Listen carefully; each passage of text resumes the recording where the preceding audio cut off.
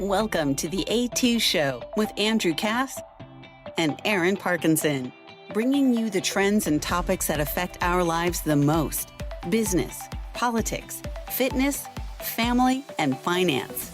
With over 50 plus years of combined business experience and over $1 billion in revenue generated, your hosts have a unique gift for seeing many steps ahead where others do not. They bring their unfiltered, contrarian views to the show every week to help you win in business and in life.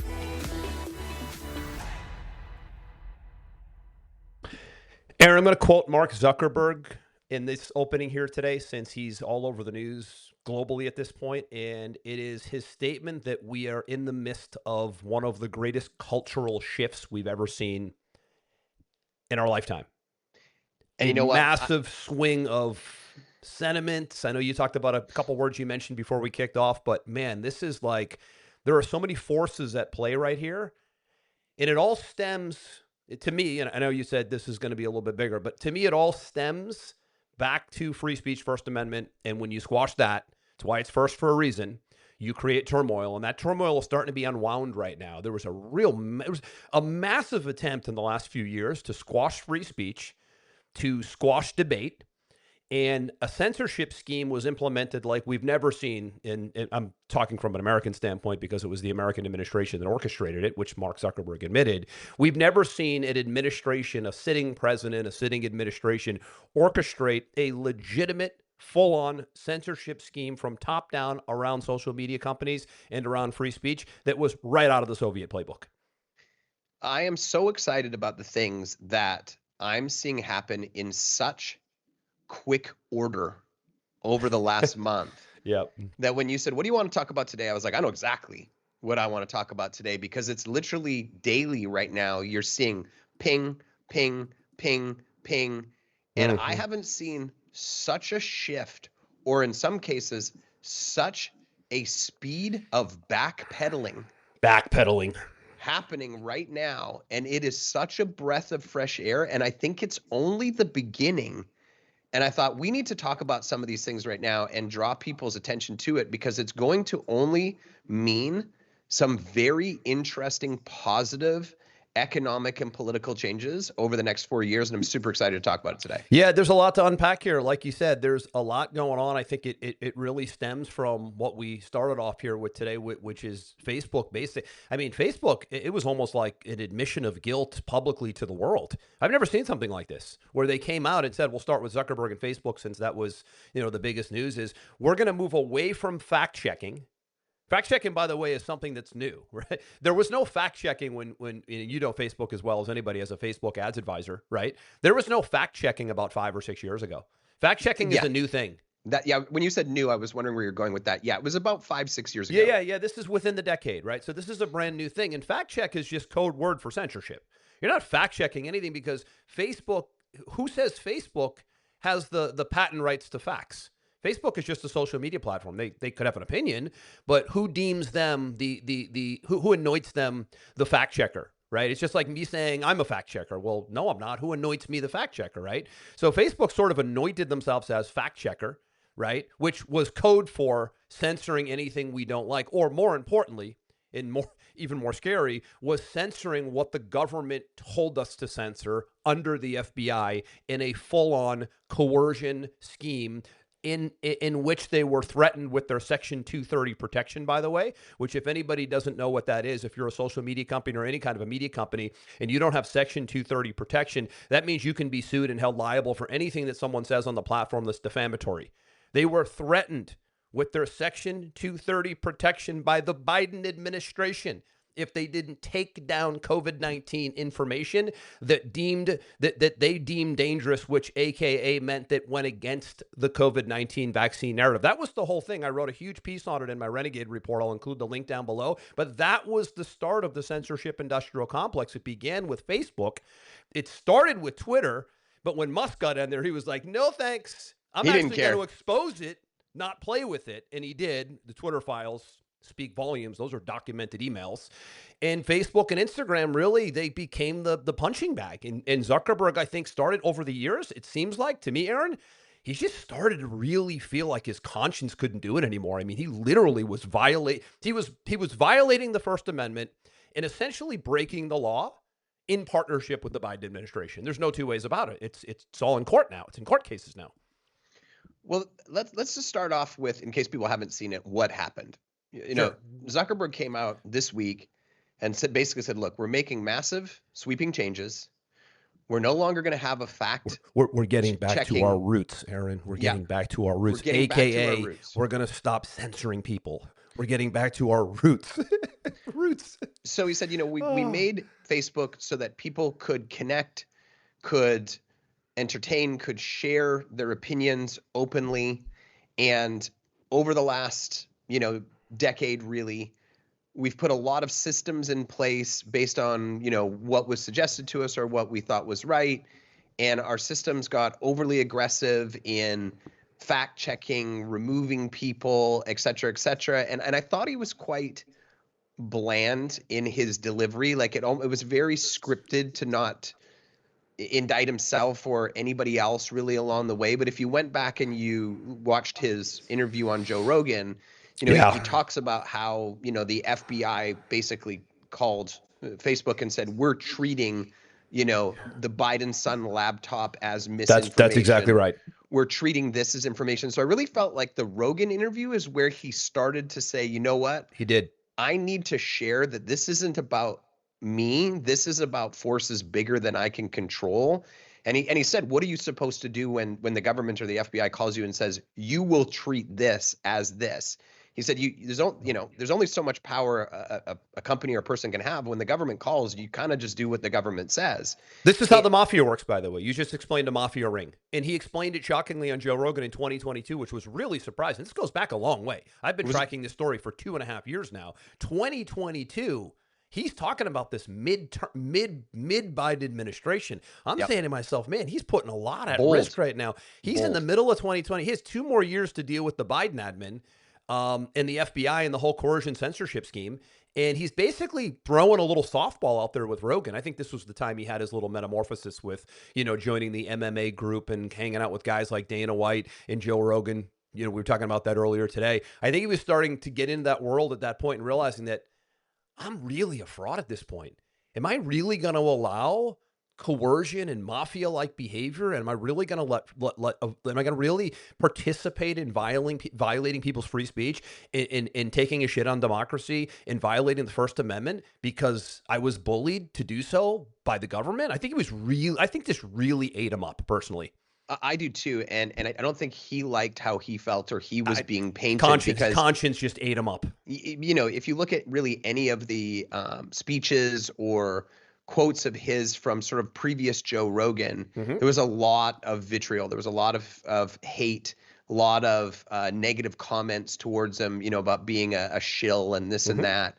And then, you know, roughly about 3 years ago now, he started to train jiu-jitsu with guys like Alexander Volkanovski, who was a world champion, and Max Holloway, who was a world champion. And if you've never done martial arts, specifically jiu-jitsu, it is one of the most humbling, grounding, personally rewarding experiences you'll ever do, because you can walk into the gym and you can say, I'm a multi-billionaire, I'm one of the richest people in the world.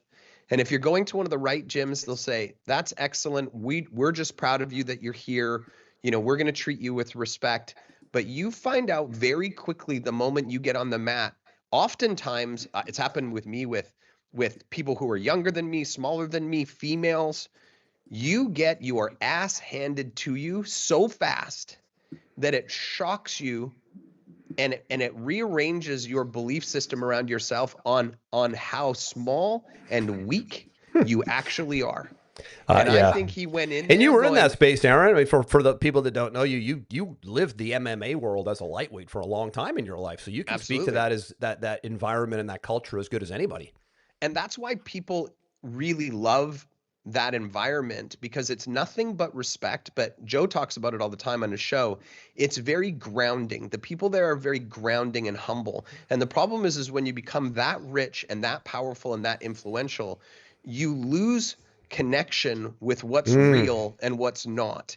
And then when you come back down into that place and somebody gets on your back and they put their arm around your neck and they tell you, if I felt like it right at this moment, I could kill you with no effort whatsoever in the next 30 seconds, and there's not a thing you can do about it. All your money, all your power, all your influence could not save you from me today. I could end your life. At this moment, you have no control whatsoever in your life. You are And completely that is out an of control. extremely unorthodox, uncomfortable, unconventional way for somebody worth $200 billion to think, where literally the world revolves around them.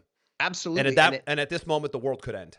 And it's a it really shapes good you. analogy. It's a really good perspective you laid out there, because I had, as somebody who's not a fighter and never did jiu-jitsu, my kids did when they were really young as a baseline foundational fitness program. My son did for a couple of years, actually, when it was like from 4 to 6 years old, even competed in a tournament. It was so cute watching these kids, rolling on the mat and doing jiu-jitsu at a young age. Great for mobility and flexibility. But so I was around it for a little while. Never did it myself, but the way you just laid it out right there, the word that comes to mind for me is humble. It must be incredibly humbling. And I think maybe if he didn't get into the MMA mixed martial arts environment and get into that physically humbling environment, maybe his conscience doesn't get to him, and this thing just gets swept under the carpet, perhaps. I believe it was a metamorphosis that started for Zuck, whatever it was, 3-4 years ago. And then you've seen things start to happen from there. He started an all organic beef cattle range and started talking about clean food and healthy food and going against the narrative of, what we're being told. You can look it up. He has his own organic beef cattle ranch that he started. He started hanging out with people like Dana White. Dana White has his own issues too, but he's very anti-censorship. He's anti-woke. He's anti-nonsense and bullshit, and he'll call it out all the time. Good. You should. Now Dana White's been added to the board this week amongst some other people. I almost hit the floor when I saw that one. So, the whole MMA thing, cool, right? Makes sense. Then all of a sudden, Dana White added to the board. I'm like, all right, what is going on here now? This is like next, like you said in the beginning, it's like these chess pieces are moving in directions, Aaron, that I don't even think you and I, who have amazing foresight, could have seen. We're seeing things happen that are like, I never would have. You ever watch a great movie, Aaron? I watched 2 great movies with my wife this past week, and to me, it's hard to find great movies these days. They just disappoint in the end. Both movies, when we got to the end, I was like, man, that's a damn good writer. I never saw it coming. Well, you got to tell me what they were now. Well, yeah, I'll do that in a minute. But you see the point of the movies, right? Yeah. You know a great writer when it isn't obvious. In a lot of movies, it's obvious what's going to happen. Sure. The good guy's going to win. But when you get to a script where you're not sure, it could go either way. It looks like it's going a certain way, and then you're totally blindfolded. One of my favorite mystery writers is a guy by the name of Harlan Coben. I think he's the greatest mystery writer in the world. I mean, $15 million signing bonus to do a book a year, and the book is lights out. You don't know what's coming. There's 6 things going on that you have to piece together, and it's never what you think in the end. That's what's happening in society right now. Right? Like you said, Dana White joining the board, Mark Zuckerberg basically saying, hey, we got popped censoring people. My concern with all this, and I've written about this extensively, is I'm just blown away by how many people died as a result. People died because they couldn't get access to quality science-based information about COVID-19, prevention, early treatment, and vaccine safety information. Social media was used as a sharing community platform. That's why it was built. It was built to share information. It wasn't built to drive a narrative that excludes information that in this case got literally tens of thousands of people killed who could not access early treatments because this government invalidated and censored early treatment options that were FDA approved for 50 plus years that worked in studies, and that they banned because they had to get a vaccine through that was ineffective and unsafe and not effective at all. Bottom line, case closed. There isn't a debate. I've done all the research and I've written about it extensively. That's what they did.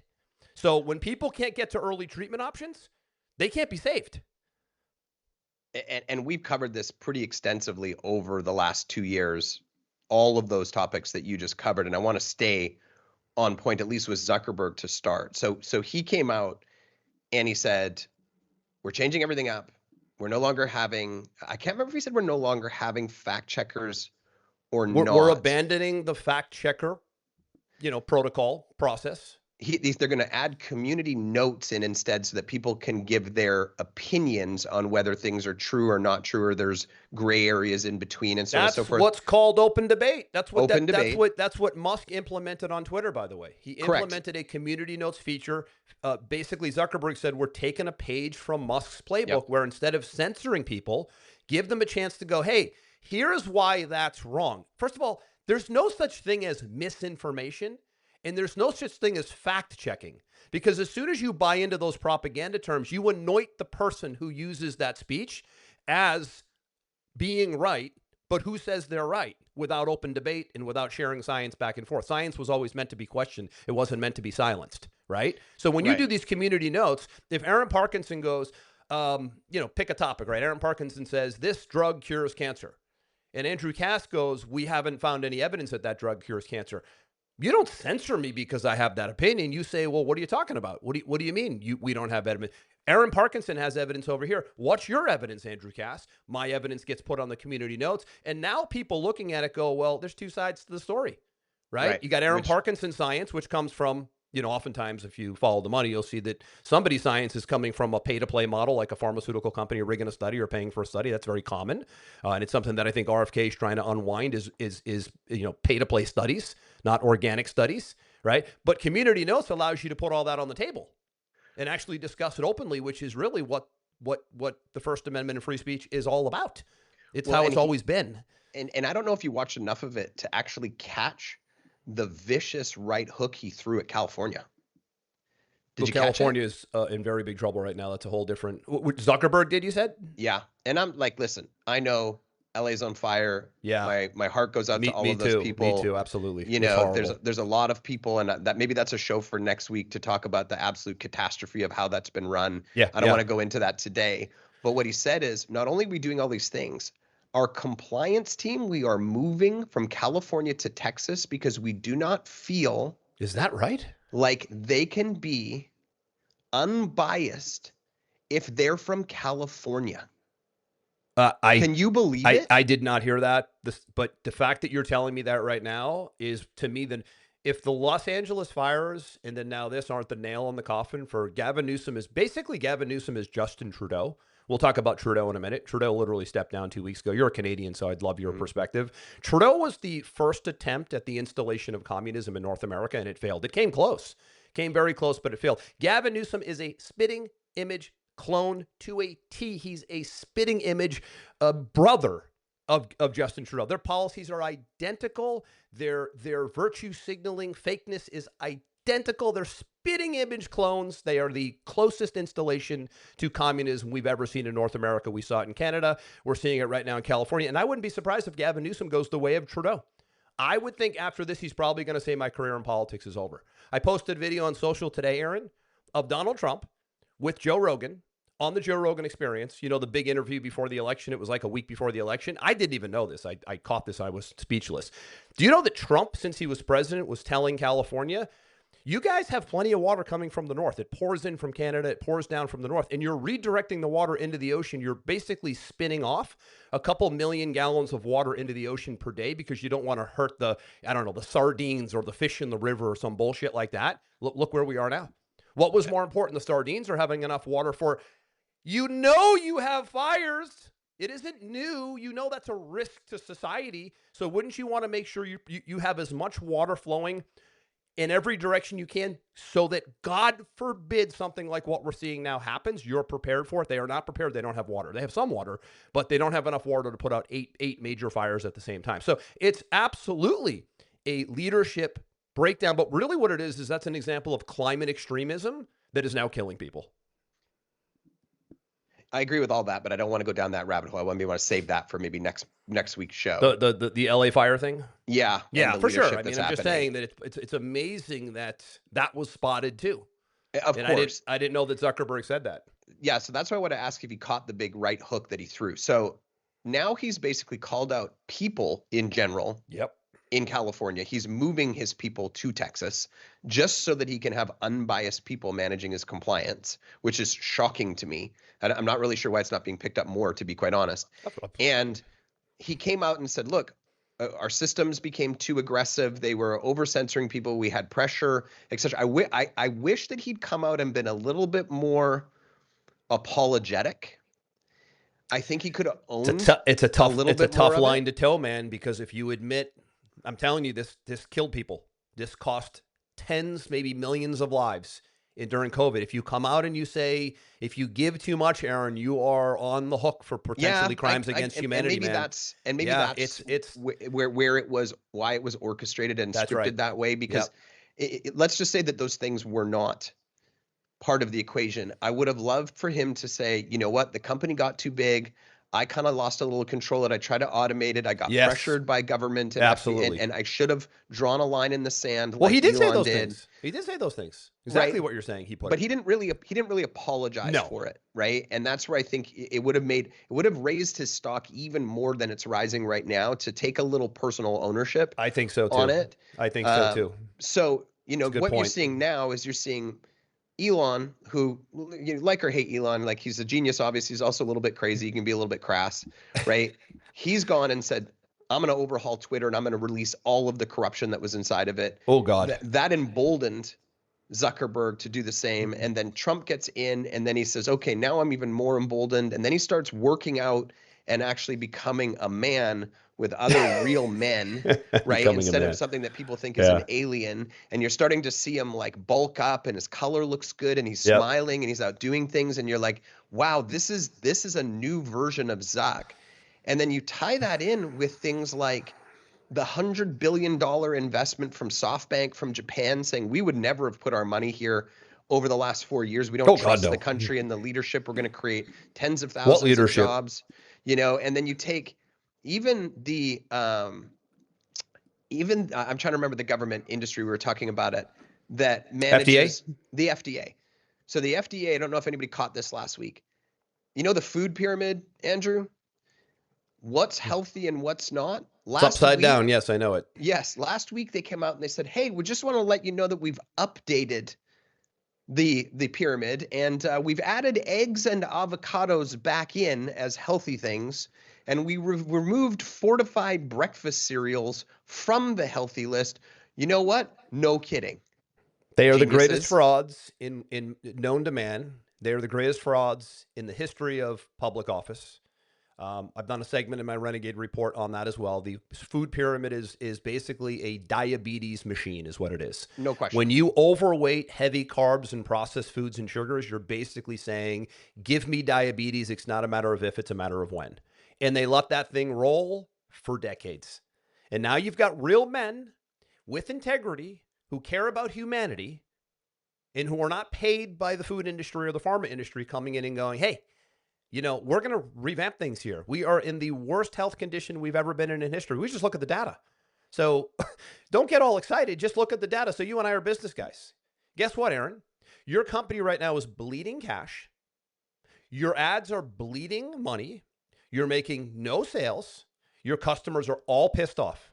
Your company's a complete disaster. The results speak for themselves. There's nothing going right. And you now object to somebody new who wants to come in and fix it. Think about how broken you'd need to be to reject someone who would want to come in and disrupt what is already a categorized mess with all the data to prove it. I couldn't agree with you more from that perspective. And for me, I'm looking at it going, look, we haven't even got to the inauguration yet. And you can see people becoming emboldened. You can see people backpedaling quickly. Of course. Because, when you look at something like the FDA, they know RFK is coming from them. So like, okay, we better start switching some of this stuff so it actually makes sense before he gets in here. Yeah, they're scrambling now. And they look they actually would have been better doing nothing and saying we fucked up. They look really bad right now because now they knew they were wrong. Right. Of course. It's funny because it's back to your Zuckerberg example. Like, where do you toe the line of apologizing and realizing that if you go over that line of apologizing, you basically, you've committed crimes at this point.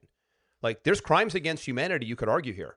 Sure. Right. So if you start to apologize, same with the FDA, they start changing. Oh, the science, the science now shows. Well, listen, you haven't followed the science in 30 fucking years.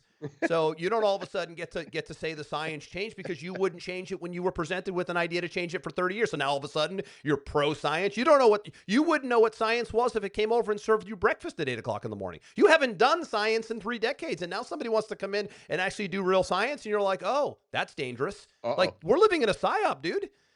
This is insane. I mean, the fact that avocados and eggs were off and frosted flakes. By the way, 2 of the most complete foods you could probably put into your body. I would say top 3 would be really, really, and again, sources everything. Really well-sourced, grass-fed, grass-finished meat, red meat, which they love. They just love attacking. Because Bill Gates, of course, owns the fake meat industry, by the way, so that's why that's an attack. And avocados and eggs. The amount of protein and fat, not really an avocado, but the amount of protein and fat in those 3 items is the most bioavailable protein we can put on our body and the very best fats we can put on our body. That's brain development, that's muscle development, and that's mitochondria health right there. All of it villainized by the radical public health cabal. Well, it's the corruption. It's the corruption at the top. And you just... Well, that stuff heals, man. They don't like stuff that heals because if it heals, guess what? It doesn't, they can't sell medicine. Right. But let's just reiterate what I just said there. Eggs and avocados are back in. Frosted flakes are out. And censorship is now invalidated and free. So free speech, avocados, and eggs are back is what you're telling me. That's right. Now that's quite a combination. And free corruption, speech, eggs, and avocados. That's fascinating. Absolutely. And corruption and disinformation are out. So... Well, they never existed. They're fake terms, right? So again, misinformation, disinformation, conspiracy theory, they're fake terms. They're propaganda terms. Who anoints the person to put the mis in front of information or the conspiracy in front of theory? There is no misinformation. There's only information. There is no conspiracy theory. There's only a theory. You don't get to label it. No one gets to label it or pre-label it. It just gets to be proven. It's a conversation. It's a debate. It's an open discussion. That's how you do science. That's how you've always done science. Well, and I want to put a bow on the Zuck thing. Okay. I think, and you and I think I've talked about this before. Once I retire, I'm going to do a study. I'm going to maybe try to involve like a Harvard or something like that. That I believe there's a certain amount of money that potentially corrupts the mind at either a psychological or potentially even physiological level, where it just makes you into a different human, and not for the good, I might add.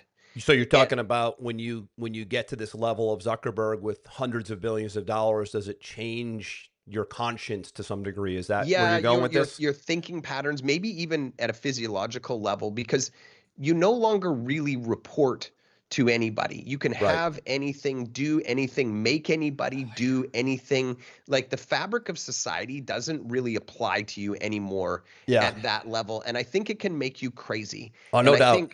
And I think that Zuck probably went through that, and it started to probably make him a little crazy, like anybody in that position over the last 8 to 10 years. And now he's had this awakening where it's brought him back down to reality, and you're seeing a new version of him. So should we blame him for the decisions that he made historically? I want to take a little bit of blame off his shoulders, because I'm not sure anybody could handle that level of wealth and pressure and influence. And then add in the extra factor, he was probably afraid. I mean, if the government or the FBI says, you'll do what we tell you we do, or we will pull your whole thing apart. We'll take you down. We're going to take you down. Your Section 230 protection, which is existential for social media and publishing companies. Gone.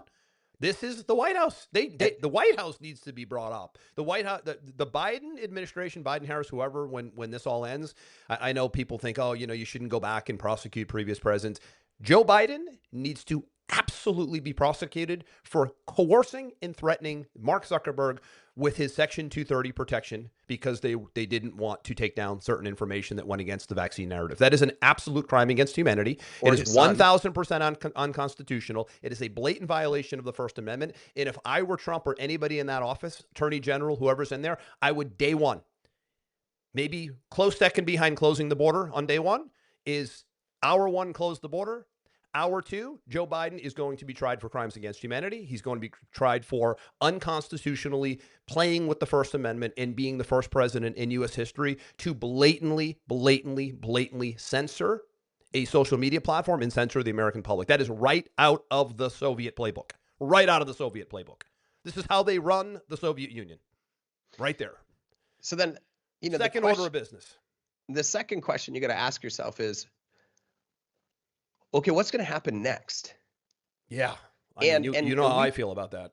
I talked a lot over the tail half of last year about my optimism for people, for freedom, for business, for investment, for capitalism, if RFK, until he teamed up with Trump, or Trump's team won the election, and my general concern if they didn't.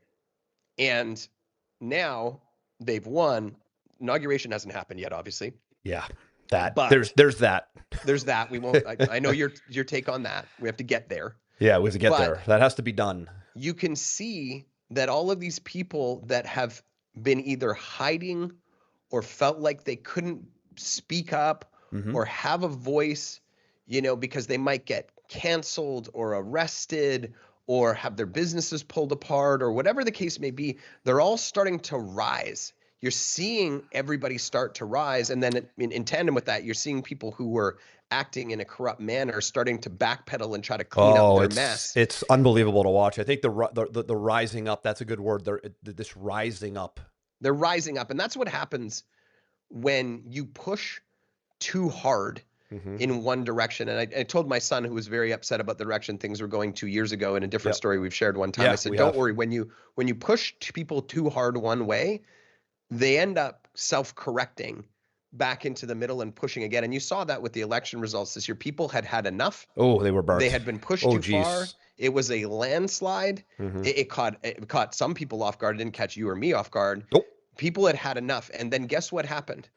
Over the last month, the Canadians have watched what happened, and they've said, we've had enough. Another stunning development with Trudeau just magically going, I'm not going to do. Politicians almost never say, I'm not going to rerun unless they're really old and they're going to retire. This guy's like 45 years old, right? They never do that, man. What's interesting also, Aaron?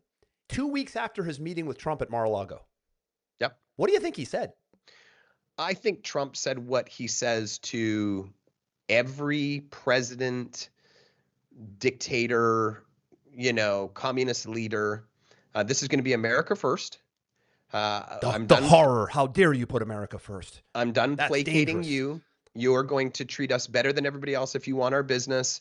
If not, we're going to put tariffs on you. He jokingly told him he was going to make him the 51st state, and maybe if he was lucky, make him the governor. Funny. It was so funny. I have to tell you, I'm not. You and I aren't big Trump fans on the way he communicates. We'd like to see a little bit more grace, a little more class, right? But that was absolutely Saturday Night Live hilarious. It was hilarious. Let's be honest, it's hilarious, right? But don't. He was calling him Little Justin or something. Little Justin, your life would be better if you were the 52nd state in the union or whatever he said. Well, and the problem with humanity is we're always so focused on progress that we very quickly forget the things that people did negatively not far after it happened. We kind of just want to move forward and focus on proactive involvement, getting results. Let's not forget, Elon Musk reserved the domain name liar.com and forwarded it to Justin Trudeau's Facebook profile mid-COVID. Because he was saying to him, you are a liar. Yep. Which was also one of the funniest things I've ever seen in my life. That was savage. You're the one that told me about that. We did it. We talked about that on a show way back in 2022-ish, I think. Absolutely. That is savage. Man, so well deserved. It was so well deserved. He was acting so dictator-esque in that time frame that it was stunning. It was way worse than America in Canada. Aaron, way worse. As I said when we opened the show, dear North America, you just watched the attempted installation of communism in the form of Justin Trudeau in the last 5 years. When he seized bank accounts for peaceful protesting, the truckers, it was over. You are watching a communist in plain sight over. Took their money. And that's where I want to get. Peaceful protest, by the way. No violence. As he's on his way out, let's not forget some of these things. The truckers, which I will say to my Canadian friends and my Canadian family up there. And you are Canadian. Because I am Canadian. The truckers in Canada are the ones that turned the tides on the entire COVID narrative the way it was going. That's right. The tides had not been turned until they got together, banded together, circled Ottawa, and started laying on their horns in perpetuity and said, we are not leaving until you pull this boot off our neck. And then what ended up happening is the truckers in America started to band together and they started heading for DC.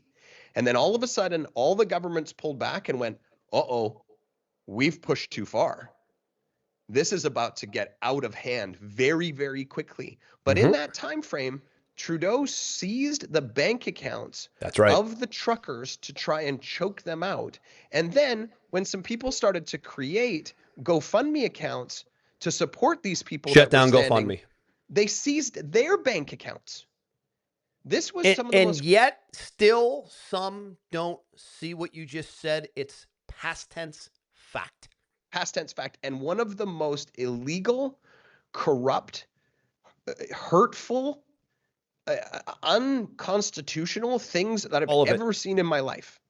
And so when you look at these different elements and then you factor in, just super poor economic plans, they're socialist plans, Aaron. Super high taxes. You're implementing socialist plans on top of the censorship and the stealing of bank accounts. When you factor in, listen to this, Andrew, when you factor in the income tax rate, the corporate tax rate, and all the other hidden and hidden taxes in Canada right now, the effective tax rate's like 71%. It's insane.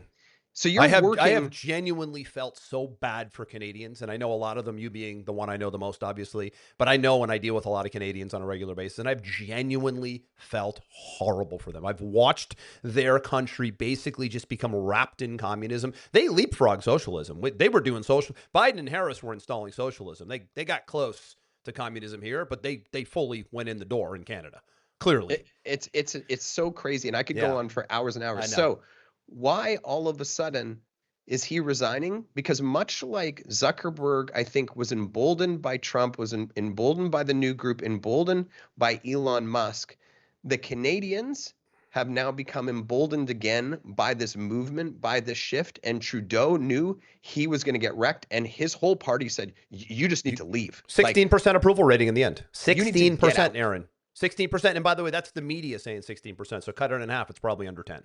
It's an That's absolute stunning disaster. I want to go back to something you said about not forgetting, because I don't like to forget. And I think that I always say America has the shortest memory in the world. I mean, 9/11 happened, and I feel like we were back to normal in a month. It's crazy, right? Let's not forget the three buildings that just fell in a hole. But never forget what you just said.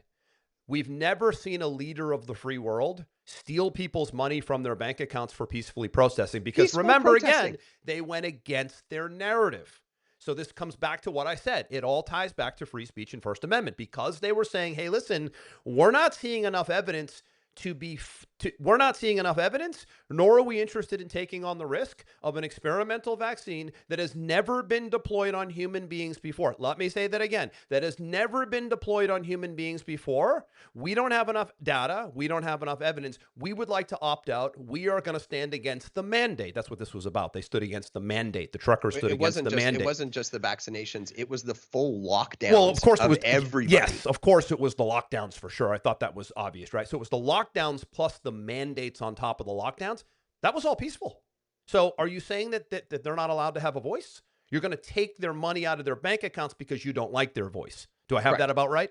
Yes. Okay. So there you go. Don't forget, right? I like to say never forget, right? The documentaries are coming out now on guys like Fauci, guys like Trudeau, some of the ex-CDC people. And there's now multiple documentaries. At this point of 2025, I would be really concerned if you still think the people who were in charge of all of this did the right thing and had humanity first. I would think there's probably no hope for you at this point, which is very scary that you can't see at this point so much of what we're talking about, which is now like, I mean, look at Zuckerberg alone. We can go back to what we started the show with. The owner of the most successful social media company in the history of the world just said, we are, without apologizing, we made a mistake. It was too much censorship. Fact checking wasn't fair. We got it wrong. That's it. Like, the conversation has ended. They attempted the Soviet playbook under the Soviet administration, and they said we were wrong. It wasn't fair. I keep going back to, I don't forget because I know what they were censoring because I studied that very closely. They were censoring safety information. They were censoring very valuable health information. We were in a health crisis. All health information needed to be thrown around. Everything needed to be thrown at the virus, if you ask me. Not one thing, everything. And don't remember, if I had a family member in the hospital sick, Aaron, I would want them to throw the kitchen sink against it, wouldn't you? Oh, no, we're not going to use that one. And that one, no, not that one. But this one over here, we're going to use that one. But the problem is you have to wait 9 months. Like, what are you talking about? You use everything now, and you let a doctor be a doctor and a scientist be a scientist. This isn't pick and choose, cherry pick. People died because of the censorship. Well, and don't forget there was people that stood up along the way that were almost taken out. They were no. Time out. There was no almost taken out. They were taken out. There were many that were taken out, but there were people that were very large that were almost taken out, i.e. Joe Rogan, when he was having these different scientists on and asking them their opinions, and it didn't line up with the narrative. Don't you remember the big cancel media push that came out on Joe Rogan where he was a racist and he was this and he remember was that? How Spotify almost went and away? Then that's what I was going to say next. Then they came at Spotify and the shareholders were like, "Oh, Joe Rogan, we need to get rid of him. We need to cancel him." And God bless the CEO of Spotify. Yep. He said, "I'm riding with Joe Rogan to the bitter end." And fortunately, Spotify is not based in the U.S. They're, I think, in Denmark or Sweden, if I'm not mistaken. I don't know the answer. Spotify's a European company, which is why they were like, "Nope, we're not going to play. We're not going to do American coercion. We're not going to play with the Biden mafia. We're actually going to ride it out. We're going to let people." And by the way, Joe Rogan does a very good job of. He didn't take stances. He asked questions. And people didn't like the questions he asked. So here we are again, right? Right. But he came out the other side, bigger, stronger, more eyeballs, more influential. The same thing happened with Elon when he took over Twitter and exposed that just disgusting cesspool. These are two examples of real men. Joe Rogan and Elon Musk, it doesn't matter what side of the political aisle you're on, because as soon as it goes to politics, you lose because you're broken and you're playing politics and you have no vision. These are men who put humanity first and they just wanted to get to the truth. That's all they ever wanted to do. There's no other agenda. And by the way, the people on the other side are paid the most to run their narrative. These guys are not getting paid to run a narrative of let's ask good questions and let's get to truth. They're not getting paid. They're getting paid the same amount of money on Spotify. Musk is not making any more or less money by wanting to share the truth about the Twitter files. This is not an income stream. This is not an industrial complex for them. It's an industrial complex for everybody else. So when you go to get your information in 2025, who's the industrial complex narrative and who stands to make the least money narrative is the way I look at it. Yep. So in wrapping the show up today, why we wanted to talk about this today is I want you to keep your eyes open to the different businesses, people, influential leaders that are starting to become free, excited, emboldened. When you see this kind of shift happen, what it usually means is over the next year, 2 years, 3 years, there's an increased confidence in the ability to do business, to invest, to have free speech, to not be silenced, to not be corrupted, coerced. And all of these things are lining up right now, in my opinion, to have a massive impact on the stock market, businesses, health, banking, investment. All of these things I think are coming to a head much faster than I was initially anticipating in 2025. And that can mean a lot of really good things for our listeners. It could mean a lot of prosperity and the opportunity to be in great health long term. The problem is it's not going to happen right away. There's going to be massive chaos before prosperity, in my view, and I haven't been wrong in a long time. These people that we just talked about for the last 45 minutes, their hatred for Donald Trump is bigger than their love for America. They will break every aspect of society. They will leave him in the biggest mess they can. They will break everything they can. They will friggin' install a pandemic if they have to. They will break the financial system. They will put him in the worst possible situation. Heck, if they don't try to kill him like they already have twice. I don't know who, but that's what has happened. This is going to get ugly, Aaron. before it gets better. I wish I was on your side of boom, we're going to roll right into prosperity. I think 2025 is going to be the biggest disaster year we ever see in humanity. I'm talking stock market crash. I'm talking trying to get out of wars. And I'm thinking there's going to be a pandemic because they actually have predicted one in 2025. So, but when you get through that, you've literally put the beast to bed at that point because they're going for broke. And I would love to be wrong. I just haven't been. I would love to be wrong. Smooth sailing, peace at home, Democrats and Republicans get along, support whoever the president is. Let's redo the FDA, the NIH. It's the most disastrous cabal in history. Let's get out of wars. Let's close the border. Let's put America first. Let's be energy independent. All of it sounds amazing. And on paper, it makes perfect sense. And it's obvious for anybody except this previous administration, but there's no way they're going to let that happen. Just look what they did with the border alone. Out of spite for Trump, they opened it wide open and absolutely railroaded America. Straight up out of spite. So, I mean, I'd love this thing to go your way. We'll see. Begging to be wrong here. We'll see. Yeah, smooth prosperity, roll in, fix things, disrupt things. Looking good on paper. I'm skeptical, at least for the first half of the year. I'll say I'll give it. The first 6 months could be a rough, I guess, segue, if you will. Well, we'll see. Let's talk next week about maybe California and some other things. This show is a wrap for today. Andrew, where can people listen to our other episodes? Head over to the A2 show. We've got a lot of great stuff planned for 2025. This was a good one here. I'm Andrew. That's Aaron. We will see you next time.